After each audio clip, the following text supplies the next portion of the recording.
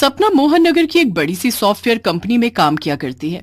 उसी कंपनी में शिवम नाम का लड़का भी काम किया करता था। सपना और शिवम एक दूसरे से बहुत प्यार करते थे। रोज की तरह ही रात के 8 बजे ऑफिस के सभी स्टाफ की छुट्टी हो जाती है तो शिवम सपना के पास जाता है और उससे बोलता है, अरे सपना, कितना काम करोगी? जरा देखो तो, आधा स्टाफ घर जा चुका है और ये मैडम है कि घर चलने का नाम ही नहीं ले रही हैं। अरे यार क्या बताऊं, आज मैं तुम्हारे साथ घर नहीं जा पाऊंगी। मेरी एक फाइल है जिसे कंप्लीट करके आज ही मुझे बॉस को देना है। जब तक मेरा काम नहीं पूरा हो जाता मैं घर नहीं जा पाऊंगी और मुझे लगता है कि काम पूरा करने में मुझे आराम से 11-12 तो बज ही जाएंगे। फिर तो मैं भी तुम्हारे साथ ही रुकूंगा। अरे तुम मेरी चिंता मत करो, मैं कैब से घर चली जाऊंगी। पर अगर तुम अपने घर देरी से गए तो तुम्हारे पापा तुम्हारा क्या हाल करेंगे, ये तो तुम अच्छे से जानते हो। नहीं नहीं, रात के समय कैब से जाना सही नहीं होगा। अरे बाबा तुम घर जाओ, मैं घर पहुंचते ही तुम्हें फोन करूंगी। ओके। सपना की बात मानकर शिवम अपने घर चला जाता है और सपना को ऑफिस में काम करते हुए कब 12 बज जाते हैं उसे पता भी नहीं चलता है। अरे बाप रे, आज तो रात के 12 बज गए। मैं जल्दी से कैब बुक करती हूँ। सपना जैसे ही कैब बुक करती है कि कैब तुरंत ही ऑफिस के बाहर आ पहुंचती है। सपना कैब में बैठती है और बोलती है, क्या बात है भैया, आप तो कैब बुक करते ही आ गए। चलो अच्छा है, वैसे भी आज घर के लिए मुझे काफी लेट हो गया है। कुछ देर बाद सपना कैब की खिड़की से बाहर देखती है और वो चौंकते हुए कैब ड्राइवर से बोलती है, अरे भैया ये आप मुझे किस रास्ते से ले जा रहे हो? यहाँ तो आसपास सब सुनसान है। कैब ड्राइवर जोर जोर से हंसने लगता है और सपना से बोलता है, मैडम, आप जैसी सुंदर हसीना को मैं भला शोर शराबे के रास्ते से कैसे घर ले जा सकता हूँ? ये क्या बकवास कर रहे हो तुम? सपना की बात सुनते ही कैब ड्राइवर एक डरावने भूत के रूप में बदल जाता है और हंसते हुए बोलता है,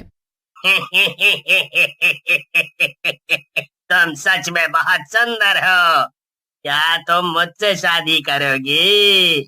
तुम एक भूत हो और मैं शादी, वो भी तुमसे? कभी नहीं। सपना की बात से भूत को बहुत गुस्सा आता है और वो सपना को कैब से उतारकर उसका गला दबाकर मार डालता है। फिर अगली रात 12 बजे निधि नाम की लड़की सड़क के किनारे खड़ी किसी का इंतजार कर रही होती है कि तभी उसके सामने एक कैब आकर रुकती है। अरे मैडम, आप इतनी रात में यहाँ अकेले खड़ी हैं, क्या आपको पता नहीं इस रास्ते में ऐसे अकेले खड़े रहना कितना रिस्की है? आइए मेरी कैब में बैठ जाइए, आपको जहाँ जाना है मैं छोड़ दूंगा। नहीं, मुझे कैब की जरूरत नहीं है, मेरा दोस्त बस आता ही होगा। अरे मैडम, मैंने सुना है इस रास्ते पर रात 12 बजे एक भूत घूमता है। अब सोच लीजिए, कहीं मैं यहाँ से गया और वो भूत यहाँ आ गया तो आपका क्या होगा? निधि डर जाती है और फट से कैब में बैठ जाती है। मैडम, आप कितनी सुंदर हो और काफी पढ़ी लिखी भी मालूम होती हैं। आप शायद मोहन नगर की सॉफ्टवेयर कंपनी में काम करती हो। क्या बात है भैया, आपने तो बिल्कुल सही पहचाना। मैं भी आप जैसी ही सुंदर पढ़ी लिखी जॉब करने वाली लड़की से ही शादी करना चाहता हूँ, जो बिल्कुल आप जैसी हो। वैसे मैडम, क्या आप मुझसे शादी करोगी? तुम्हारा दिमाग तो ठीक है? एक कैब ड्राइवर से भला कौन पढ़ी लिखी जॉब वाली लड़की शादी करना चाहेगी? और जरा शीशे में अपनी शक्ल तो देखो, आए बड़े शादी करने वाले। निधि की बात सुनते ही कैब ड्राइवर एक डरावने भूत में बदल जाता है और गुस्से से बोलता है, कैब ड्राइवर के पास दिल नहीं होता क्या, जो तुम जैसी लड़कियां उनसे शादी नहीं करना चाहती? अरे बाप रे, तुम एक भूत हो? अरे ये मैं कहाँ फंस गई? अरे कोई मुझे इस भूत से बचाओ। इस भूत की कैब में रात को जो भी लड़की बैठती है वो जिंदा नहीं बची है। फिर ऐसा बोलकर भूत निधि को भी बड़ी ही बेरहमी से मार डालता है और उसे सड़क के किनारे फेंक कर वहां से चला जाता है। फिर हर रात भूत इसी तरह से सुंदर लड़कियों को अपनी कैब में बिठाता और उन्हें मारकर सड़क के किनारे फेंक देता। आए दिन शहर में इस तरह की वारदात से पूरा शहर कांप उठा था।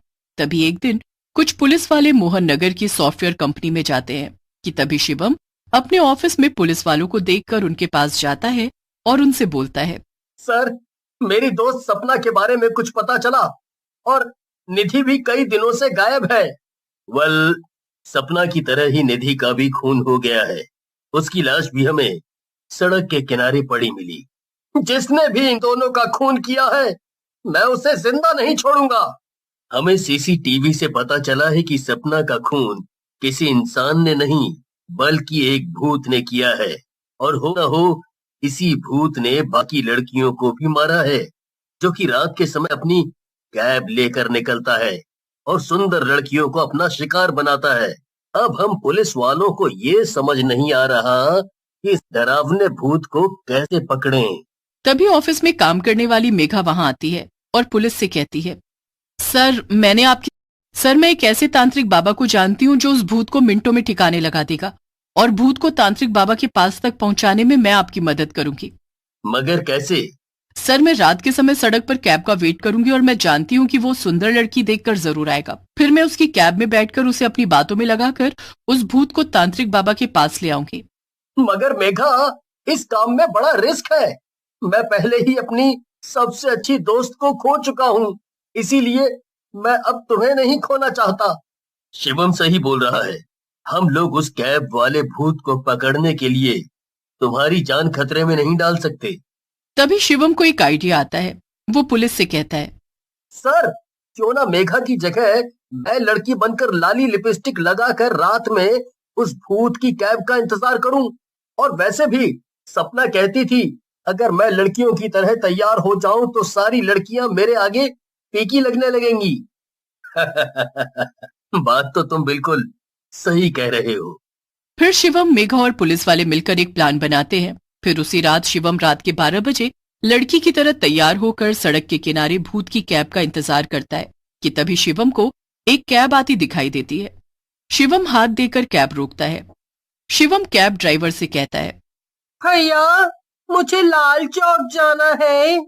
आइए ना मैडम जी, बैठिए। मैंने आज तक तुम जैसी हसीना कहीं नहीं देखी। मुझे तो बस ऐसी ही हसीना से शादी करने की चाह है। सच में तुम तो बहुत ही सुंदर हो। सच में भैया, मैं आपको सच में बहुत सुंदर दिखती हूँ।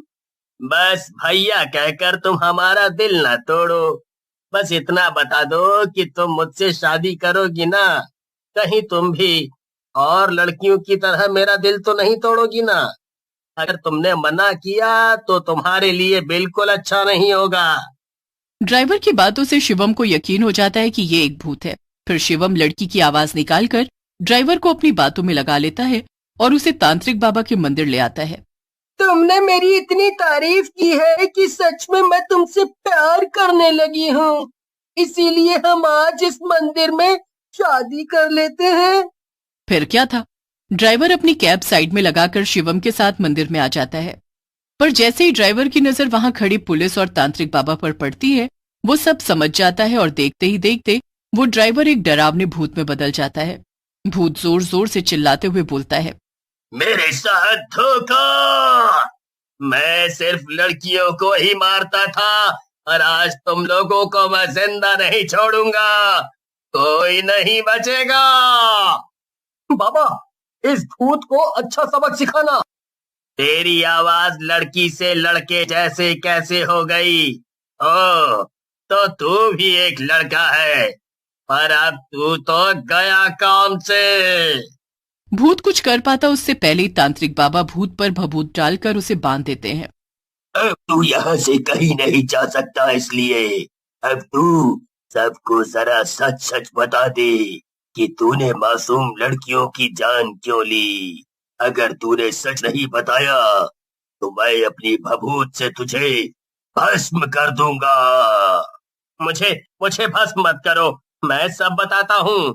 कुछ साल पहले मुझे एक सुंदर लड़की से प्यार हुआ।